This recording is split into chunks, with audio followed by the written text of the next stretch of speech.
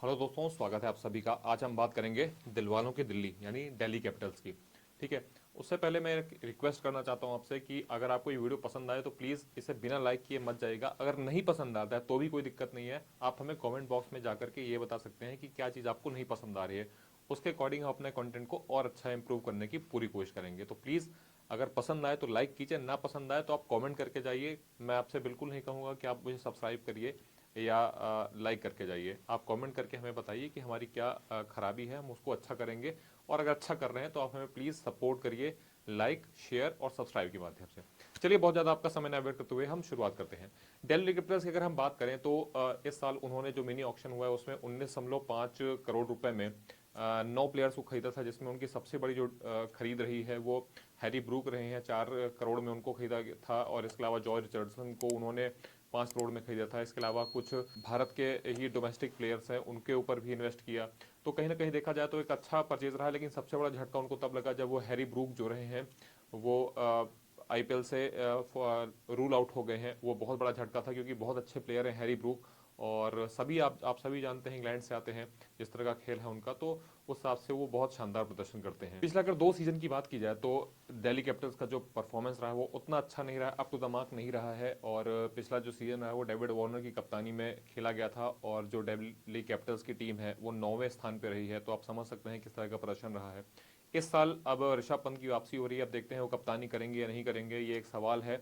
और कप्तानी के साथ साथ क्या विकेट कीपिंग भी करेंगे या नहीं करेंगे, बहुत सारे क्वेश्चंस हैं। वो जब आईपीएल चालू होगा तब हमें क्लियर होगा। लेकिन इस साल सही मायनों में अगर देखा जाए तो जिस तरह से खिलाड़ियों को परचेज किया है उस हिसाब से ये कहा जा सकता है कि एक अच्छे स्ट्रॉन्गर टीम के रूप में कमबैक करना चाहेगी। और जो पिछला रिकॉर्ड रहा है उन सबको खत्म करते हुए एक नई शुरुआत फिर से करने की पूरी कोशिश की जाएगी। तो चलिए, सबसे पहले हम देख लेते हैं कि अब स्क्वाड क्या हो गया है, क्योंकि कई खिलाड़ी निकल भी गए थे। तो उनके बाद सब स्क्वाड क्या रह गया है दिल्ली कैपिटल्स का, सबसे पहले उसको देखते हैं। उसके बाद हम स्वॉट एनालिसिस चालू करेंगे, स्ट्रेंथ, वीकनेस, अपॉर्चुनिटी और थ्रेट्स के बारे में चर्चा करेंगे। चलिए, सबसे पहले हम देखते हैं बैटर्स कौन कौन से हैं।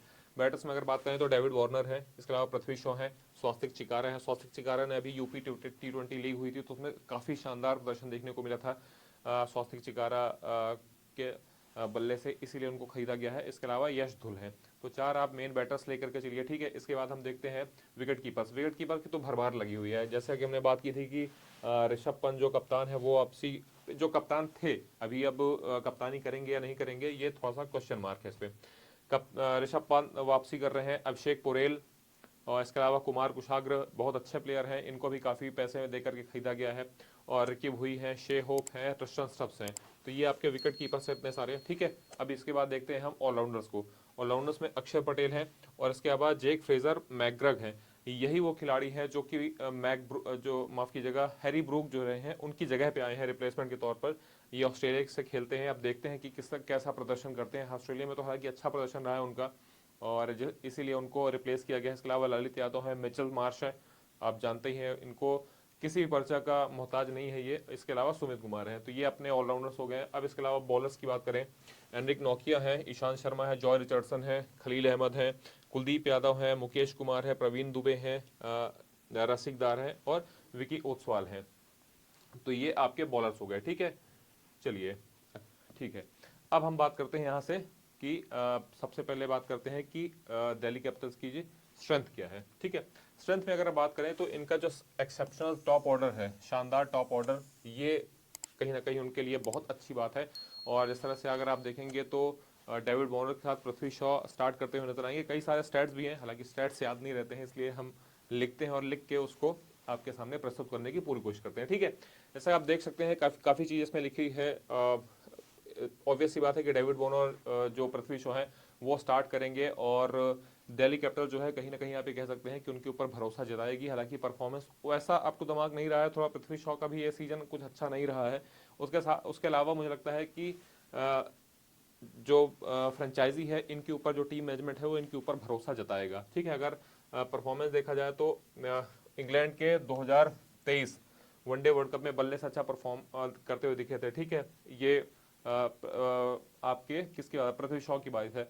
नॉर्थम्पटनशायर की सेवा करते हुए उन्होंने केवल 4 मैचों में 143 की शानदार औसत से 429 रन बनाए हैं। ये पृथ्वी शॉ की बात है, ये काउंटी जब खेलने गए थे, ठीक है।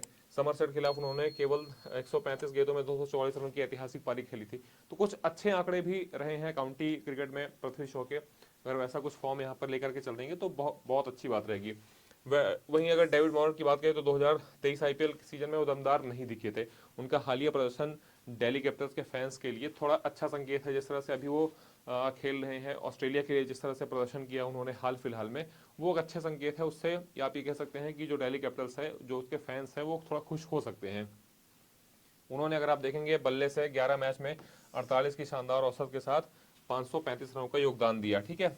और अभी T20 में दोनों ही आक्रामक, जाहिर सी बात है दोनों ही जिस तरह से खेल का उनका तरीका है, इससे कहा जा सकता है कि एक अच्छा स्टार्ट, एक अच्छा हुक मिलने की पूरी उम्मीद है, ठीक है। इसके अलावा तीसरे नंबर पर मिचेल मार्श आते हैं। मिचेल मार्श कहने क्या, खड़े खड़े जिस तरह से मतलब डिलीवर करते हैं, डाउन द ग्राउंड खेलते हैं, आउटस्टैंडिंग बल्लेबाजी, उनकी बल्लेबाजी मुझे तो बेहद पसंद है। और जिस तरह से वो पावर हिटिंग के लिए जाने जाते हैं, वो किसी भी अच्छे से अच्छे बॉलिंग लाइनअप को तहस नहस कर सकते हैं। तो ये क्वालिटी उनके अंदर है। तो अगर टॉप ऑर्डर अच्छा चलता है तो मुझे लगता है कि अच्छी अच्छी टीमों के लिए मुश्किलें खड़ी कर सकती है दिल्ली कैपिटल्स की टीम, ठीक है। इसके अलावा देखा जाए तो अच्छा गेंदबाजी अटैक भी है, ये भी एक अच्छा है। अगर आप स्पिनर्स की बात करें या मीडियम पेसर्स की बात करें, उनके पास अगर देखा जाए तो अनुभवी इंटरनेशनल तेज गेंदबाज है, जिसमें है एनिक नोकिया है, ईशांत शर्मा है, जॉय रिचर्डसन है, लुंगी एंड गिडी है। कुछ शानदार नाम, माफ कीजिएगा, लुंगी एनगिडी का यहाँ पे हमने नाम लिया है। लुंगी एनगिडी भी बाहर हो चुके हैं। तो ये यहाँ पे हम थोड़ा सा मिस्टेक हुई हमसे, इसके लिए अपॉलॉजी। और लुंगी एनगिडी जो है वो बाहर हो चुके हैं, ठीक है। तो जॉय रिचर्डसन है। जिस तरह से गेंदबाजी यहाँ पे हम आपको दिखा भी देते हैं, जैसे एनरिक नोकिया है, ईशांत शर्मा है, जॉय रिचर्डसन है, खलील अहमद को भी अच्छा एक्सपीरियंस है। इसके अलावा मुकेश कुमार है। मीडियम पेसर्स की बात करें, स्पिनर्स की बात करेंगे तो कुलदीप यादव बहुत अच्छे गेंदबाज हैं। इसके अलावा अगर आप देखेंगे अक्षर पटेल काफ़ी अच्छा नाम है। दोनों ही इस समय काफ़ी अच्छा परफॉर्मेंस कर रहे हैं। यहाँ पे देखिए लिखा भी है, अक्षर समय के साथ साथ काफ़ी अच्छा मेंटली रूप से भी डेवलप्ड हुए हैं ये दोनों गेंदबाज। आप समझते हैं कि कंडीशंस कैसी हैं और किस कंडीशन में किस तरह की गेंदबाजी करनी है, ये काफ़ी अच्छी बात है दोनों ही गेंदबाजों का, चाहे वो कुलदीप यादव हो चाहे अक्षर पटेल हो। तो इन दोनों का जो लीथल कॉम्बिनेशन है, मुझे लगता है कि बहुत ज़्यादा हेल्प करने वाला है दिल्ली कैपिटल्स को, ठीक है। एक दूसरे के पूरक हैं और ठीक है, बहुत सारी चीज़ें लिखी हैं, आप पढ़ना चाहें तो पढ़ भी सकते हैं। लेकिन मुझे लगता है कि जिस तरह से इन दोनों का एक कॉम्बिनेशन अच्छा है, एक लेफ्ट आर्म स्पिनर है, एक लेग स्पिनर है, चाइना मैन है, मुझे लगता है काफ़ी परेशानी खड़ी कर सकते हैं। और हाल फिलहाल में अगर आप कुलदीप यादव का परफॉर्मेंस देखें तो नो डाउट उनको खेल पाना इतना आसान नहीं होगा। अब ये तो जब लीग चालू होगी तब हमको जाकर ये चीज़ें और अच्छे से क्लियर होंगी। लेकिन मुझे लगता है कि एक अच्छा इम्पैक्ट डालने में कामयाब होंगे कुलदीप यादव, ठीक है। इसके अलावा चलिए बात करते हैं वीकनेस। वीकनेस में अगर आप बात करें तो टीम के पास कोई क्वालिटी मैच फिनिशर नहीं है, ठीक है। दिल्ली टीम की भरोसेमंद फिनिशर के तौर पर सिर्फ ऋषभ पंत ही है। मिडिल ऑर्डर में अगर आप देखें तो कुछ खास नहीं है। उसमें से एक नाम अच्छा यहाँ पे आपको दिख रहा है, मैं बताता हूँ, कुमार कुशाग्र हैं। ये झारखंड से खेलते हैं।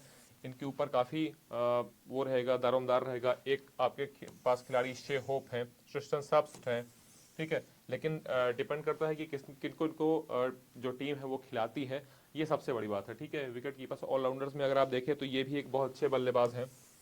इनको क्या मौका देगी टीम या नहीं देगी, मिचेल मार्श तो ऑब्वियस सी बात है खेलेंगे ही। तो ठीक है, सबसे बड़ी बात यह है कि एक्सपीरियंस नहीं है। जो मिडिल ऑर्डर है उसके पास बहुत ज़्यादा एक्सपीरियंस है नहीं। मिचेल मार्श आपके 3 नंबर पे आएंगे। और हमने ऋषभ पंत की बात की। ऋषभ पंत की बात अगर करें तो वो करीब करीब मान के लिए कि 2 साल बाद वो वापसी कर रहे हैं। तो सबसे बड़ी बात यह है कि वो अभी तक उन्होंने इंटरनेशनल मैच खेला नहीं है। वो किस तरह से कम बैक करेंगे, ये सबसे बड़ा सवाल है यहाँ पे।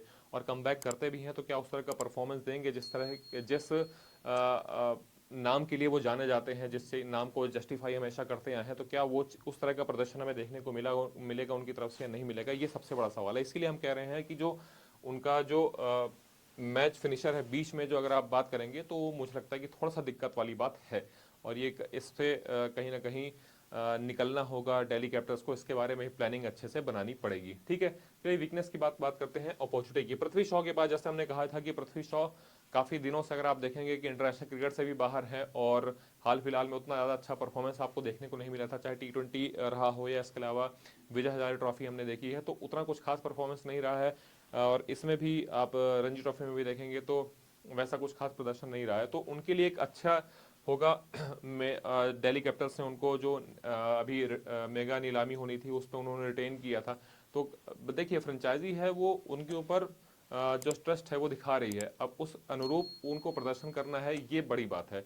किस तरह से वो किस माइंडसेट के साथ आते हैं, किस तरह से वो खेलते हैं, ये सबसे बड़ी बात होगी। तो मुझे लगता है कि अपॉर्चुनिटी की बात करें तो पृथ्वी शॉ के पास मौका है, और कुछ जो प्ले नए खिलाड़ियों को टीम ने इंक्लूड किया है अपने स्क्वाड में, तो उनसे भी अच्छा प्रदर्शन करने की उम्मीद होगी, और वो खिलाड़ी भी चाहेंगे कि परफॉर्मेंस करके वो अपने नाम को जस्टिफाई करें, या अपने खेल को जस्टिफाई करें, एक अच्छा नाम बनाने की कोशिश करें इस बड़ी लीग में, और उससे उनके लिए आने वाले समय पे भारतीय टीम के भी दरवाजे खुलेंगे। ठीक है, अब बात करते हैं हम लास्ट में थ्रेड्स की।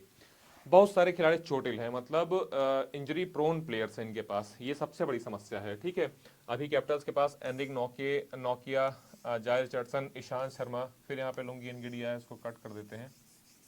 ठीक है, ये सारे खिलाड़ी जो है मैच मार्च, ये सभी चोटग्रस्त हैं, और काफ़ी दिनों से, मतलब आपने अगर देखा होगा, अगर आप इंटरनेशनल क्रिकेट को फॉलो करते हैं तो आपने देखा होगा कि ये खिलाड़ी जो है वो चोट से जूझ रहे हैं। और हाई इंटेंसिटी का गेम होता है T20 का, आप भी जानते हैं, 4 ओवर जरूर रहते हैं, लेकिन उसके अलावा जब आप फील्ड में फील्डिंग करते हैं तो वहाँ भी आपको काफ़ी ज़्यादा मेहनत करनी पड़ती है, पावर लगाना पड़ता है। तो उससे ये कहा जा सकता है कि अगर आप फिट नहीं है तो थोड़ा सा प्रॉब्लम वाली बात हो सकती है। और जितने भी इंजरी प्रोन प्लेयर हैं उनके ना रहने से गेंदबाजी यूनिट पे असर पड़ेगा, इसमें कोई दुराई वाली बात नहीं है। बैकअप के तौर पे अगर आप देखें तो रिचर्डसन है, और रिचर्डसन के अलावा कुछ मुकेश कुमार है, कुछ नहीं कह रहा हूँ, मतलब मुकेश कुमार है। तो ये सब गेंदबाज जरूर है, लेकिन जितना ज़्यादा आपको एक्सपीरियंस गेंदबाजी मिलेगी, मुझे लगता है कि उतना ज़्यादा जो रिजल्ट है वो आपके फेवर में आएगा, या आप उतना अच्छा प्रेशर को हैंडल कर सकते हैं। तो ये एक समस्या रही है। अब इससे किस तरह से वो ट्रीट करते हैं, या किस तरह जूझते हैं, या किस तरह से प्लानिंग करके आते हैं, ये थोड़ा सा देखने वाली बात होगी। ठीक है, अब बात करते हैं आखिरी में शेड्यूल की। शेड्यूल में अगर आप बात करें तो इनके लिए 5 मैचेस, अगर आपने बाकी हमारे मैचेस देखे होंगे तो टीम के एनालिसिस देंगे तो सभी के पास 4 मैचेस हैं, इनके पास 5 मैच हैं।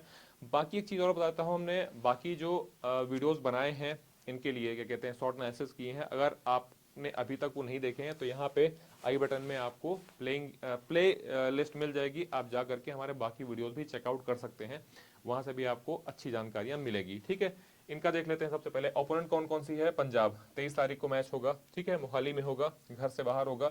इनके पास घर में एक भी मैच नहीं है। ठीक है, मोहाली, जयपुर, विशाखापट्टनम, मुंबई, कोई भी घर में मैच नहीं है। पंजाब के साथ मोहाली में, राजस्थान के साथ 28 तारीख को जयपुर में, चेन्नई के साथ 31 मार्च को विशाखापट्टनम में, कोलकाता के साथ 3 अप्रैल को विशाखापट्टनम में, मुंबई के साथ 7 अप्रैल को मुंबई में। तो घर में एक भी मैच नहीं है, सारे मैच जो है वो बाहर हैं। तो पिछले 2 सीजन में जिस तरह से दिल्ली कैपिटल्स का परफॉर्मेंस रहा है, उससे ये कहा जा सकता है कि अब यहाँ से उनको इम्प्रूव करके एक नया बेंचमार्क स्थापित करना होगा, और पुराने जितने भी उनके खराब परफॉर्मेंस है उनको भूल करके इस सीजन की नई अच्छे तरीके से शुरुआत करनी होगी। और कुछ जो इंजरी प्रोन प्लेयर्स हैं उनको लेकर के थोड़ा सा दिक्कत वाली बात है। सबसे ज़्यादा फोकस रहेगा दिल्ली कैपिटल्स का ऋषभ पंत के ऊपर, क्योंकि वो वापसी कर रहे हैं काफ़ी दिनों बाद क्रिकेट में, और उनकी तरफ से किस तरह वो प्रदर्शन देखने को मिलता है। सबसे बड़ी बात यह है कि क्या ऋषभ पंत अगर ग्राउंड में उतरते हैं तो क्या कप्तान बन के उतरेंगे, या फिर डेविड वार्नर को ही कप्तानी दी जाएगी। ये कुछ सवाल है जो आईपीएल जब चालू होगा तब हमारे सामने वो सवाल के जवाब निकल करके आएंगे। उम्मीद करेंगे कि दिल्ली कैपिटल्स एक अच्छा खेल दिखाए, जो दिल्ली के फैंस हैं उनके लिए भी, और जो क्रिकेट को चाहने वाले हैं उनके लिए भी अच्छा खेल उनकी तरफ से देखने को मिले। तो यही था आज का हमारा एनालिसिस, और आपको पसंद आया हो तो प्लीज़ आपको क्या करना है, लाइक करना है, सब्सक्राइब करना है, नोटिफाई घंटी दबानी है, ताकि आपको नोटिफिकेशन मिलता रहे। वीडियो पसंद आया हो तो लाइक कीजिएगा, जैसे मैंने शुरुआत भी कहा था। नहीं पसंद आता तो आप कमेंट करके बताइए कि क्यों नहीं पसंद आया, हम उस पर भी कंटेंट बनाने, मतलब सुधार करने की पूरी कोशिश करेंगे। इस वीडियो में इतना ही। आपने अगर पुराने वीडियोस नहीं देखे हैं तो यहाँ पे आई बटन में मिल जाएगा, आपको जाकर के प्लेलिस्ट आप देख लीजिएगा। ठीक है, और इस वीडियो में इतना ही, और हम फिर मिलेंगे किसी नए वीडियो में, तब तक के लिए थैंक यू।